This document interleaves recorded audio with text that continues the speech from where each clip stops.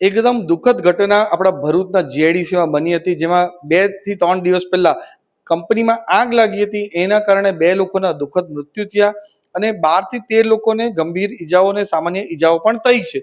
અને જ્યારે પોલીસ પૂરું એક્શન લઈ રહી હતી, સરકાર પણ એમની રીતે એક્શન લઈ રહી હતી અને પરિવારની કંપની સાથે વાતચીત ચાલુ હતી, ત્યારે દેડિયાપાડાના ધારાસભ્ય, જે ભરૂચ જિલ્લાના ધારાસભ્ય નથી છતાં પણ એમણે જોયું કે આમાં રાજનૈતિક યશ ખાટી શકાય છે, આદિવાસીના નામે લોકોને ગુમરાહ કરી શકાય છે. એટલે આજે એ કંપનીમાં જઈને એમણે તોફાન કર્યું, કંપનીના લોકોની સાથે પણ દાદાગીરી કરી. અને સૌથી મહત્વ, જે પીડિત પરિવાર છે પોતે પણ આદિવાસી સમાજમાંથી આવે છે, એ આદિવાસી પીડિત પરિવારની એમને પણ ધાક ધમકીઓ આપી અને એમને કહ્યું કે અમે જે પણ વાતો ઘાટો થાય બધું જ મારા તરફથી અને મને સંકલનમાં રાખીને થવું જોઈએ. જ્યારે પીડિત પરિવારે એની આ વસ્તુની ના કહી દીધી, ત્યારે પીડિત પરિવારના સભ્યને ઉશ્કેરાટમાં આવીને એમને ઢોર માર મારવામાં આવ્યો.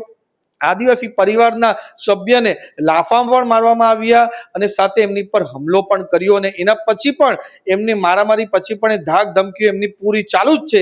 એ બતાવે છે કે આ આદિવાસીના નામે કેટલી રાજનીતિ કરી શકે છે. અને આદિવાસી પરિવારના લોકોને જ, જે મૃતકનો પરિવાર હમણાં કેટલા દુઃખમાં હશે, છતાં એ બધું જ ભૂલીને પોતે કઈ રીતના આદિવાસીના નામે રોટલા શેકી શકે છે, એના માટે એમણે હુમલો કર્યો. અને પૂરો ઇતિહાસ પણ એવો જ રહ્યો છે.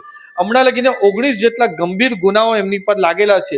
હમણાં બેલ પર બહાર છે અને શરત પર જામીન પર બહાર છે, ત્યારે પછી પણ એમણે આ રીતના કાવતરા કર્યા છે, આ રીતની મારામારી કરી છે. તો અમારી સરકાર આના ખિલાફ સખ્તથી સખ્ત એક્શન લેવાની છે. સાથે સાથે કોર્ટમાં પણ શરતી જામીન પર બહાર છે, એટલે આ શરતનું એમણે પૂરું એમનું ઉલ્લંઘન કર્યું છે, એટલે પાછા એમને જેલની પાછળ ધકેલવા જોઈએ, એ અમારી માંગ છે.